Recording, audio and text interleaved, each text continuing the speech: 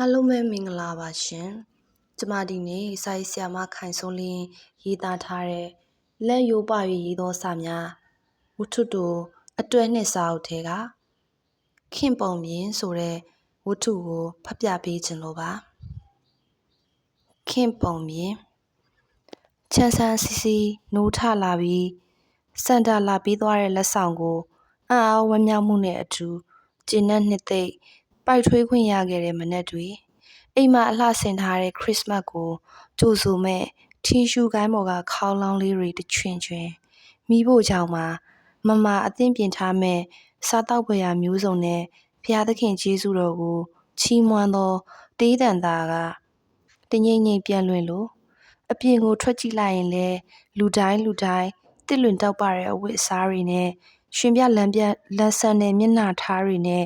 တိမတိ Merry Christmas လို့နှုတ်ဆက်လိုက်တိုင်းတလိုက်နဲ့စိတ်လှုပ်ရှားမြူးပျော်ဘူးပါရဲ့ခင်စိတ်သည်ပွင့်အာကာစသစင်ခက်မှာခိုတွဲဆိုလက်နေတဲ့နှင်းရည်ဆက်လိုကြည်လင်စင်ကြယ်ဘူးပါရဲ့ထိုစဉ်ကခင်မျက်နာသည်ဖျားเจ้าက sister ကလေးများ၏အကြည့်လိုရှင်းလင်းခဲ့သည်ယခုလိုစိတ်နောက်ကြီးရှုပ်ထွေးအလိုမကျဟန်ပန်မူရာများဖြစ်ကလဆန်းအလေးအကျင့်များခင်စီရောက်လာမယ်လို့ဘသူမှတွေးဘူးမယ်မဟုတ်ခင်ကိုပြန်တွေ့သူတိုင်းကဖြစ်ရလေခင်ရဲ့လို့နှုတ်မှတဖွာမပြောယုံတနာသောအချီဖြင့်ကြည်ကြလေတော့ခင်သည်လူတော်ပင်မတိုးကျင်တော့ပတ်ဝန်းကျင်အသက်တွင်ခင်ကိုခင်မှန်းလုံးဝမသိသောလက်ရှိခင်အဖြစ်သာအသားကျသောသူများနှင့်သာနေလိုသည်ခင်သည်ပွဲလန်းသဖြင့်များကိုရှောင်ရှားရင်းခရစ်စမတ်ကိုပင်တယောက်တည်းနေလာခဲ့တာနှစ်ပေါင်းမနေတော့တခါတည်းရန်စန္ဒာများဘွားနဲ့ပေါ်လာပြီးခင်ဆန္ဒတွေကိုဖြည့်ဆည်းပေးမလားရဲ့လို့တိတ်တကူမျှော်လင့်မိတော့လဲခရစ်စမတ်မနက်နိုးလာတိုင်းအိယာပေါ်မှာငင်းငိုင်ပြီးအခန်းပြင်မထွက်တော့တာလဲနှစ်တိုင်းလိုဖြစ်လာတော့သည်အသားမကျသေးခင်ကအနီးနားမှာတဦးတယောက်မှအားကိုးစရာရင်ဖွင့်စရာတိုင်ပင်ဟောပြောစရာမရှိတော့သောသူကိုစန္ဒာကပင်ပြစ်ပယ်လေပြီလားလို့ခင်တွေးကဝမ်းနဲ့ငူရှိုက်ဖူးသည်တဖြည်းဖြည်းနဲ့ခရစ်စမတ်သည်အလုတ်ပိတ်ရက်ရှည်တစ်ခုထက်မပိုတော့သောအခါခင်သည်မငိုတော့တော့လဲတာရေးပင်ဝမ်းနဲ့မိလိုက်သေးသည်3-4နှစ်ကြာသောအခါဝမ်းနဲ့မိမာကိုပင်ရှက်လာကလန်းတလားလို့သာနေတော့သည်ခင်သည်မျက်နှာတစ်သွားတိုက်ကအခန်းထဲမှထွက်ပြီးအခန်းကိုတော့ခတ်လိုက်သည်ဘေးဘီဝဲရအခန်းတိုင်းလဲတော့ခတ်ထားကြသည်ထိုအခန်းများမှာခင်နှင့်အတူဆောင်နေသူများကတော့မိသားစုရှိရာအလဲပတ်ပြန်သွားကြသည်ခင်မှပြန်စရာအိမ်မရှိမိသားစုမရှိခင်သည်ဇက်နာလိုက်တာမင်းသမီးကြနေတာပဲလို့တန်တဲ့ရေရွတ်လိုက်ကရင်မောလိုက်သည်ထို့နောက်တော့ကိုရှက်အင်ကြီးအိတ်ကထဲထဲကလေတချွန်နဲ့အောက်ထပ်ကိုဆင်းလာသည်စောင်းရသည်တွေပင်အနှွေးတဲ့ဝစ်စရာမလိုတော့ဟုမဟုတ်လားဘယ်အရာကကောမပြောင်းလဲပဲနေတယ်လေတဲ့ခင်သည်ခင်ကိုဝမ်းနဲ့ပက်လက်ရှိကြသောမိဟောင်းဆွေဟောင်းများကိုမြင်မြင်ကပ်လာသည်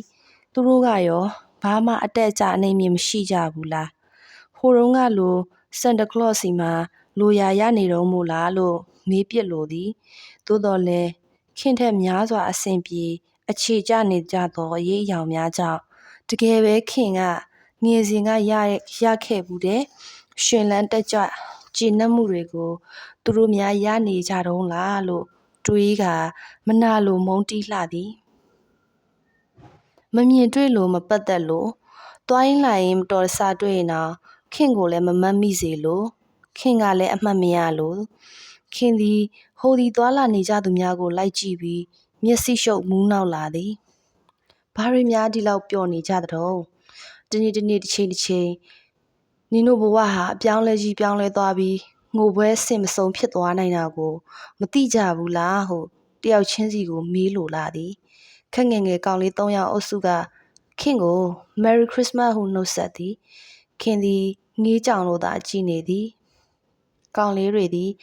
ခင်ဘယ်သို့ဘယ်နဲ့တုံ့ပြန်သည်ကိုပင်မြင်သိပုံမရအခြားသောသူများကိုလည်းဆက်နှုတ်ဆက်ကြလေသည်ခ ခုနေများဘရိတ်ပေါက်လာတဲ့ကားတစ်စီးလောက်အဲ့ဒီသုံးကောင်ကိုဝင်တိုက်ပစ်လိုက်စမ်းပါဟုစိတ်ထဲမှကြိမ်ဆဲလိုက်မိသည်ခင်သည်သွေးကြောင့်စီးသွားသောကောင်လေးများအလောင်းကိုပင်မြင်အောင်ပစ်သည်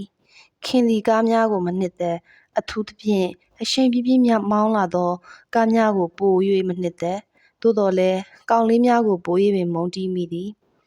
လူတွေအကုန်လုံးကိုလည်းခင်မုန်းတာပါပဲတကယ်တော့ကဘာဟာမိုးတွေဆက်မပြတ်ရွာပြီးရေကြီးရမှာဘသူမှမလွတ်နိုင်အောင်ဘာနမိတ်ပေးသတိပေးချက်မှမရှိပဲရေကြီးပြရမှာကဘာတစ်ခုလုံးရေအောက်ရောက်ပြီးကုရကဲရမဲ့သွားရမှာဟုခက်လန်းလန်းရောက်သွားသောကောင်လေးများကိုကြည့်ပြီးခင်တွေးနေလိုက်သည်ငါဟာဒီကဘာလုံးတယောက်မကြံသေးတာကိုကြည့်ပြီးနောက်ဆုံးမှဝမ်းမတတာတေးရမဲ့သူလည်းဖြစ်နိုင်တာပဲလို့တွေးလိုက်တော့စိတ်အနှဲငယ်ကျေနပ်သွားသည်ခင်သည်လမ်းနှင်းငယ်လျှောက်ဟိုသည်ငေးမောပြီးအဆောင်သားပြန်လျှောက်လာသည်အဆောင်ဝင်းထဲရှိခုံနှန်းလေးမှထိုင်ပြီးတိတ်ဆိတ်နေသောအဆောင်ခန်းများရှိသောအဆောက်အုံဟောင်းကြီးကိုမော့ကြည့်သည်တချို့နံရံများမှာညောင်ပင်သေးသေးလေးများပေါက်နေသည်ခင်သည်ထိုညောင်ပင်များအမြင့်မပွားအောင်မထွားအောင်နှုတ်ပစ်သင့်သည်ဟုတွေးသည်အဆောင်ပိုင်ရှင်ကိုပြောပြပြီးအလုတ်သမားငှားကာညောင်မြင့်များကိုတူးပစ်မိဟုစိတ်ကူးသည်သို့တော်လည်းထိုင်ရာမှထဖို့ပြင်းဤကထိုင်မြဲတိုင်းသာထိုင်နေသည်ခင်မသေးခင်ထိတော့ညောင်မြစ်တွေမကြီးနိုင်သေးဘူးအဆောက်အုံကြီးမပြိုတန်ကောင်းဘူးဟုတွေးလိုက်တော့နေတာထိုင်သာရှိသွားသည်အကယ်၍ပြိုသွားပါကလည်းခင်ကပိုင်ဆိုင်သမျှအဝိစာအနှဲငယ်ကိုသိမ်းဆဲကာအခြားဆောင်သို့ပြောင်းနေလိုက်ရုံပဲမဟုတ်လားကောင်းကင်သည်ကြည်လင်လာသည်ခင်သည်ညောင်မင်းများကိုမော့ကြည့်နေရင်ငိုက်မီးလာသည်အစားတစ်ခုခုစားပြီးအိတ်လိုက်ခြင်းကခင်အတွက်အသက်သာဆုံးဖြစ်လိမ့်မည်အနီးနားဆိုင်တွေအကုန်လုံးကိုတိတ်များချမ်းသာသွားကြပြီလို့ဒီလောက်ကြာပိတ်ထားကြတာလားလို့ခင်မေးခြင်းနဲ့ထို့နောက်အပေါ်တက်အခန်းထဲဝင်ကဂရင်ပေါ်လှည့်လျက်ဘီစကွတ်နှင်းငယ်ကိုစားသည်လူတွေဟာစားဖို့မလိုအပ်တော့ရင်တိတ်အလိုရှိုသက်သာမှာပဲလို့ခင်ထင်သည်လိုအပ်လို့မဟုတ်ပါပဲနှစ်သက်လို့တက်မဲ့လို့စသဖြင့်အချို့အချင်းတစ်တီးစသည်တို့ကိုမစားလောင်ပါပဲစားကျင်၍စားခဲ့သောအချိန်များကိုဆက်ဆုပ်လာသည်ခုနေများပတ်စံအလွန်လောက်ရှိကပင်လယ်ကမ်းခြေမှာတဲထိုးပြီးသွားနေခြင်းစိတ်ပေါက်၏လှိုင်းခတ်တန်ဆူညံနေမည်ကို၎င်းမှုန်တိုင်းများထန်လာမည်ကို၎င်းညညပင်လယ်ကြီးအော်ကြွေသောအတန်နက်နက်ကို၎င်းခင်တက်မဲ့လာသည်ခင်ဟာငငယ်တုန်းကတော့ပင်လယ်ကြီးကြွေတိုင်းလူစားရမယ်ဆိုတဲ့အယူနဲ့စောင်ကြုံထဲမှမထွက်ရဲခဲ့သည်ကိုနှမျောနေမိသည်ခုနေများသာပင်လယ်ကြွေတန်ကြားရလျင်တော့ဖြင့်သိတ်ဝမ်းသာမှာပါပဲပင်လယ်ဟာအားရပါရရှိတယ်လှလိုက်လဲလဲရှိတယ်ကြမ်းကြုတ်မှုပဲရှိတယ်အတိုင်းသားပြထားတဲ့ရက်ဆက်မှုပဲရှိတယ်ပင်လယ်ဟာအချိန်တိုင်းအမြုပ်တပွက်ပွက်နဲ့ကြွတ်ဆူနေတယ်ပင်လယ်ဟာအချိန်တိုင်းပင်လယ်ဟာခင်ကိုသော၎င်းအခြားမည်သူကိုမဆိုသော၎င်းမဆိုင်မတွပွေဖက်ပြီးတသားတည်းဖြစ်သွားစေလိမ့်မယ်ခင်ခမ်းမှာပဒင်းပေါက်တစ်ပေါက်ရှိသည်ခင်သည်ပဒင်းပေါက်ရှိသောအခန်းများကိုမနှစ်သက်တော့သည်မှာကြာပြီးထို့ကြောင့်လိုက်ကထူထူချထားပြီးဖွင့်မကြည့်ဖြစ်တော့သည်မှာလည်းကြာပြီးတယောက်အိတ်ကရင်တစ်လုံးနဲ့စပွဲတစ်လုံးထိုင်ကုန်တစ်လုံး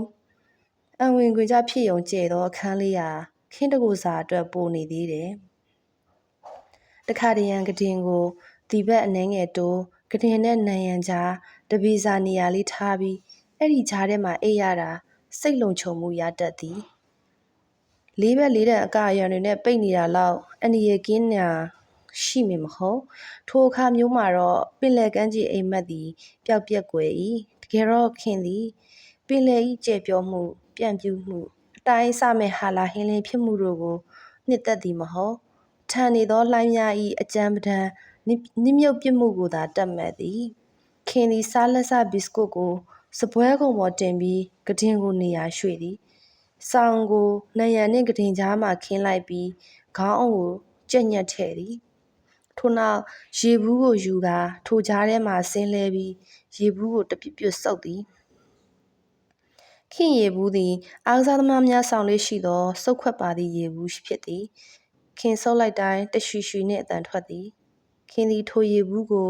နိုးလျက်တော်၎င်းအိတ်ချင်မှုတူးတော်၎င်းအိတ်လျက်အတိစိတ်ကင်းမဲ့စွာ၎င်းတညလုံးတရွှီရွှီတောက်တတ်သည်ခင်သည်ရေဘူးကိုနို့ဘူးဆို့သလိုဆို့ရင်းအခန်းခေါင်မိုးကိုမော့ကြည့်နေသည်တကယ်ဆိုအလောင်းတွေထားသလိုမျိုးခေါင်းတစ်ခေါင်းစာတနေရာလောက်ကိုလူတစ်ယောက်အတွက်လုံလောက်ပြီးလူတွေဟာ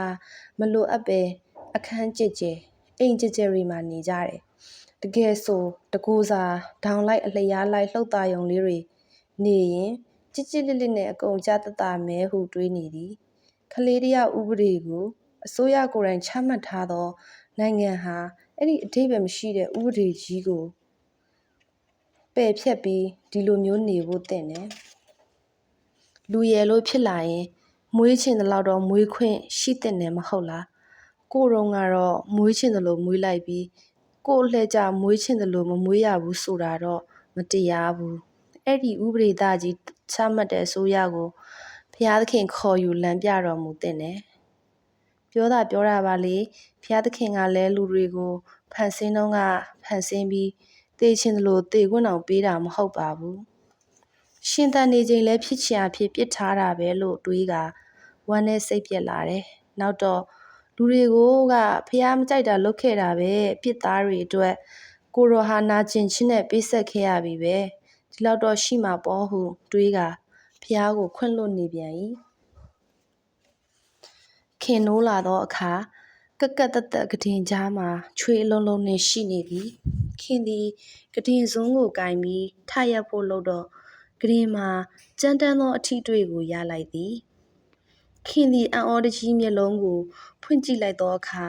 ခင်အခန်းတစ်ခုလုံးညောင်မင်အကိုင်းခက်များနှင့်ပြည့်နေသည်ကိုတွေ့ရ၏ခင်အခန်းတကားကိုပင်ရှာမတွေ့တော့ခင်ဟာဘလောက်တောင်ကြောင်အိပ်ပျော်သွားခဲ့သလဲသို့မဟုတ်အချိန်တိုင်းတာတစ်ခုကိုခင်မသိလိုက်ပဲဖြတ်ကျော်သွားသလားဆိုသည်ကိုအပြေးအလွှာစဉ်းစားကြည့်၏ခင်စိတ်တို့ရှုပ်ထွေးကခေါင်းမူလာသည်ခင်သည်ညောင်ကိုင်းကိုအားပြုဆွဲယူပြီးထရက်လိုက်သည်မဟုတ်ဘူးဒါအိမ်မက်မက်နေတာဟုခင်ရေရွတ်လိုက်သည်ခင်အတန်ထွက်မလာတော့ထိုအခါခင်သည်အိမ်မက်ဟုတေချာသလောက်ဖြစ်သွားသည်ခင်သည်နေကင်းအိမ်မိလျင်ထိုသို့ဖြစ်နေကြကိုဘာသာကိုနိုးနေပြီထရက်နေပြီရေအိမ်သွားနေပြီစီးသွားနေပြီစသဖြင့်ထင်နေတော့လဲခဏနေတော့အိပ်ပျော်ရမှမနိုးသေးချောင်းသိရသည့်အိမ်မက်မျိုး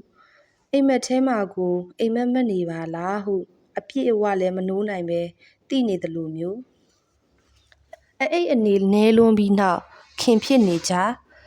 ခင်သည်ကိုဘာသာအတင်းနှိုးဖို့ကြိုးစားသည်သို့သောညောင်မင်အကိုင်းခက်များပျောက်ကွယ်မသွားခင်သည်ညောင်ရွက်များကိုခူးဆွတ်ကြည့်သည်ညောင်ရွက်အဆက်များဖြစ်လေသည်ညောင်ပင်သည်ခင်အခန်းတစ်ခုလုံးကိုဝါမျိုးထားလေသည်အစောပိုင်းကညောင်ပင်ရှင်းသမားခေါ်ပြီးရှင်းလိုက်လျင်ဒီလိုဖြစ်မှာမဟုတ်ဘူးခုတော့မြန်လိုက်တာ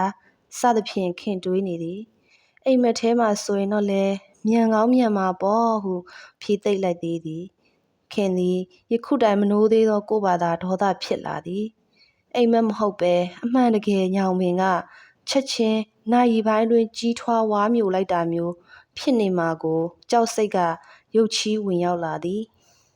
ခင်ဟာဘာကိုမှမကြောက်တတ်တာကြပြီမလားအမြန်ဆုံးသေဆုံးသွားဖို့ကိုပင်မေရီရှက်ရီမျှော်လင့်နေတာမဟုတ်လားအိုးသေရင်လဲခင်စိတ်ကြိုက်ပင်လယ်ပြင်ကြီးနဲ့ဖက်ရမ်းနှမ်းရှုပ်ပြီးသေမှာပေါ့အခုလိုမရင်းနှီးတဲ့ညောင်ဝင်ကြီးမနှစ်မျိုးတဲ့ညောင်ဝင်ကြီးကဝါမျိုးဖြစ်ညစ်လိုက်တာမျိုးနှင့်တော့မသေးချင်ဘူးခင်သည်ကိုလက်အင်္ဂါများစုပ်ပြတ်ထွက်ပြီးသေရမှာကိုမလိုလားညောင်ကိုင်းများသည်တဖြစ်ဖြစ်မိကကြီးထွားလာကြသည်ခင်သည်အတန်ကုန်ဟစ်ကြွေးလိုက်တော်လဲအတန်ထွက်မလာတော့ကိုရိုဤဒုက္ခဆင်းရဲခံရသောပုံကိုစိတ်မှန်းကြော်ပြီးနိုးလာအောင်ဆုတောင်းသည်ခင်သည်ကိုရိုကိုဓာတ်ပုံများရုပ်ထုများမှသာမြင်ဘူးတော်လဲငယ်စဉ်ကအလွန်ပင်အကျွမ်းတဝင်ရှိခဲ့ဘူးသည်ခင်သည်ဖျားမကြိုက်တာလုံးမိပြီခင်သည်ခရစ်စမတ်ကိုပင်ကောင်းမှုကုသိုလ်စိတ်မမွေးပဲနေခဲ့သည်မှာ ကြာပြီဖြစ်သောကြောင့်ဖျားကကြံခတ်လေပြီခင်ကိုခွင့်လွှတ်ပါခင်ဟာကိုရောမြစ်တာအနန္တကိုအကျွင်းမဲ့ယုံကြည်ပါတယ်ဟုအတန်မထွက်သောပါးစပ်မှတထိုးတို့ရွတ်ဆိုနေလေသည်ခင်ဟာယခုလိုမျိုးမရှုမလတည်သွားမှာကိုမလိုလားခင်တည်သွားတာကိုဘယ်သူမှမသိလိုက်တာမျိုးလိုချင်တော့လဲယခုလိုကြတော့ရုပ်ပြက်ဆင်းပြက်နိုင်လွန်းသည်အိန္ဒြေမဲ့လွန်းနေမဟုတ်လားခင်ဟာဂရင်တစ်ခုလုံးကိုဖတ်တွယ်မြို့မြုပ်စပြုတ်နေသောညောင်ကိုင်းများကိုအံဆွဲထဲမှကက်ကြီးနှင့်လိုက်ထိုးနေမိသည်အချို့ကိုင်းများသည်ပြတ်ထွက်သွားပြီးຫນွေပင်များပြန်ပေါက်ပြန်တွဲရှက်လာပြန်သည်ခင်သည်မောဟိုက်လွန်းလာသည်သမီးလေးဟုအော်ပြီးအရှိန်ပြင်းပြင်းမောင်းလာသောကားတစ်စီးနောက်ကွယ်မှာရှာမတွေ့တော့သောအမျိုးသမီးတစ်ယောက်သည်ခင်ကိုပြုံးပြနေသည်ခင်သည်ထိုမျိုးသမီးကိုမုန်းတီးသည်ထိုမျိုးသမီးသည်ခင်အားမကြခဏစိတ်နှောက်ယှက်ပေးတတ်သောကြောင့်ခင်ကအပီးတိုင်မိထားလိုသောအမျိုးသမီးဖြစ်သည်နှလုံးတစ်ဆက်ဆက်ခုန်ကလိုက်မောနွမ်းလျခွေကြတတ်တိုင်းထိုမျိုးသမီးသည်ခင်အားကိုထင်ပြတတ်သည်ခင်သည်အမျိုးသမီးကိုဆက်ဆုပ်စွာကြည့်ကာမျက်ရည်များတွင်တွင်ကျလာသည်ခင်မငိုဖြစ်တာကြာပြီမလားဘာလို့ငိုလဲဘာအတွက်ငိုရမလဲခင်သည်ကိုယ့်ဘာသာကိုအားတင်းကညောင်ຫນွေခက်များအကိုင်းများကိုကက်ကြီးနဲ့အတကုံစိုက်ထိုးလိုက်သည်ခင်ရှုံးပေးလို့မဖြစ်ဘူးခင်ဟာကိုတေမဲ့နီလန့်ကိုကိုယ်တိုင်ရွေးမှာဘသူ့ကိုမှရွေးချယ်ခွင့်မပေးနိုင်ဘူးဖျားသခင်ကိုတော့မပေးနိုင်ဘူးခင်သည်တိုးတဲ့တိုးပွားလာသောညောင်ကိုင်းများညောင်ຫນွယ်များကြားမှညက်တဲ့ညက်လာသည်ထိုအခါမှပင်နှစ်ပေါင်းများစွာတယောက်တည်းနေလာသောအခန်းလေးကိုတန်ရောစင်ရှိသလိုဖြစ်လာသည်ခင်အလုံးမသွားရပါကအခန်းထဲမှနေတတ်ကခင်ဖြစ်ပြသမျှကိုသိသူလဲဤခန်းလေးတစ်ခန်းသာရှိလေသည်ခင်ငိုနေရဲနေစားနေမစားနေအိတ်နေမအိတ်ပဲနေဝမ်းထဲနေရင်မောနေအချိန်အတန်ကြာမေ့လဲနေစသည်တို့ကိုအခန်းလေးမှတပါမြည်သူမျှမသိခင်ကလည်းမိသူကိုမှမသိစေလို့ခင်သည်ညောင်မင်ကိုရအောင်ရှင်းလင်းပြီအ ਨੇ ဆုံးခင်အခန်းလေးကိုကဲဖို့ရှင်းရမည်ခင်မလို့မနိုးသေးတာပါလေအခန်းသည်ပဒင်းတစ်ကွက်စာလောက်သာနေရလို့ရှိတော့သည်ခင်ဟာပဒင်းပေါက်ကနေထွက်ပြေးလို့ရသေးတာပဲခင်ပဒင်းပေါက်ဟာလိုက်ကာထူထူတွေနောက်ွယ်မှာရှိနေသေးတာပဲခင်သည်ပဒင်းပေါက်ရှိရာကိုလက်နဲ့ဆန်းလိုက်သည်လိုက်ကာစားကိုဆွဲဖယ်လိုက်သောအခါညောင်ကိုင်းများသည်ပျော်တွဲနေသောလိုက်ကမှအာယူတွဲခိုရမလို့ထင်ပဒင်းပေါက်သည်သူ့အတိုင်းရှိနေသည်ခင်သည်လိုက်ကာကိုဖယ်ကပဒင်းပေါက်ကိုကျေးဇူးတင်စိတ်အပြည့်ဖြင့်ဖွင့်လိုက်သည်ခင်ဟာအခန်းကလေးကိုဒီတိုင်းထားခဲ့ရသလားဟုကို့ဖာသာကိုမေးမိ၏တချို့ကိစ္စတွေဟာတခါတရံမှာမျက်စိရှိမှတစ်ခုခုဖြစ်နေရင်တော့ကဲတင်ဖို့နောက်ကျတတ်တယ်မဟုတ်လားခင်သည်ညောင်မြစ်တွေကိုစောစောစီစီသတိပြုမိပါလျက်မရှင်းမိသောအပြစ်ကိုမေ့ပစ်လိုလှသည်ရင်ထဲမှာစိုးနှစ်လိုက်တက်လာပြန်ကပဒင်းပေါက်ဘောင်ပေါ်တက်လိုက်သည်စိမ့်ညို့နေသောရေပြင်သည်ငြိမ်သက်လှသည်ကောင်းကင်မှာငှက်ဖြူတအုပ်အစုလိုက်ပြန်နေကြသည်ခက်လန်းလန်းမှသဲပြင်သည်ဖွေးလွှနေသည်ခင်သည်ပဒင်းပေါက်မှမြင်နေရသောပင်လယ်ကိုတအံ့တအောငေးကြောင်ကြည့်နေသည်ခင်သည်တေခြင်းလိုတေခွင့်ရပြီဖြစ်သည်သို့သောလောလောဆယ်ခင်အလိုချင်ဆုံးသည်ခါတိုင်းလိုပင်လယ်ကြီးထဲမှာတသားတည်းပျော်ဝင်တေပြစ်ဖို့လည်းမဟုတ်ခင်နိုးထားခြင်းသည်ခင်ဘာလို့မနိုးထသေးပါလဲခင်သည်အိတ်နေစိတ်နှင့်အိမ်မက်နှင့်တော့မသေးလို့မသေးသင့်ဘူးမလားခင်ဟာခင်စိတ်ကူးရင်ဘူးသောအချိန်ပေါင်းများစွာတည်းကအတိုင်းပင်လယ်ထဲကိုတလန်းချင်းဆင်းသွားပြီးရေရေမောမောနစ်မြုပ်သွားလိုက်ရမှာမဟုတ်လားထို့စဉ်ပွင့်နေသောပဒင်းပေါက်ထဲမှာညောင်မြင့်တစ်ခုထိုးထွက်လာပြီးခင်ကိုတွန်းထုတ်လိုက်ရာခင်သည်ပင်လယ်ထဲလွင့်စင်ပြုတ်ကျကာပျောက်ကွယ်သွားလေတော့သည်